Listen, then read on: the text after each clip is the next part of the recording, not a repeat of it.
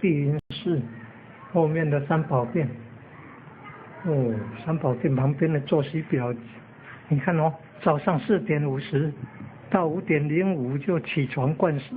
哦，那么早就起床了，不到5点就起床了。5点半到7点是早餐还要打扫，早餐吃得早，然后有练功呢。你看7点要到8点20练基本功呢。8点半到9点半花镜，很有劲哦。花镜练习基本6路。9点40到10点20分组全套哦，练拳的哦。10点25到11点陈氏太极拳呢。哦，你要拍那个拳术的可以来这边拍哦。关子岭火山碧云寺后面比较高的三宝殿这边。有午餐啊，11点20到1点40，过午不食，所以早一点就吃饭了。11点20就午餐了，你看，有午休的啦。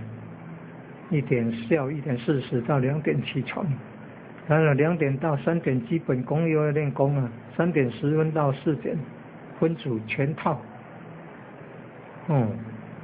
分组全套大概都40分钟哈，还有50分钟了。上午下午都有分组全套。4点10分到5点，兵器也竟然也有兵器的练习。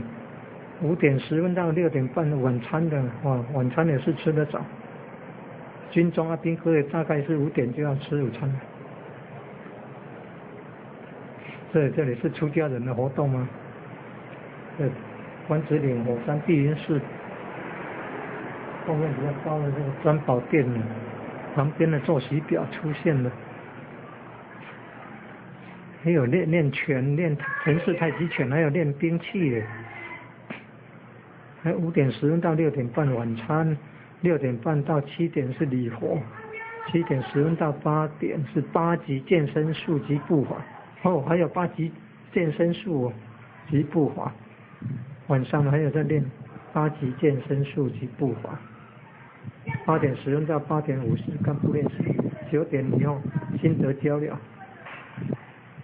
上厕所睡觉晚上9点以后也睡觉了，好像睡得早，起得早。早上4点50就起床了。还有排那个负责打扫的打饭的那个名单呢。这比较低的地方有盖那个火山碧云寺。还像眼前看到比较高的天公庙。还有新的建筑，还有电梯耶。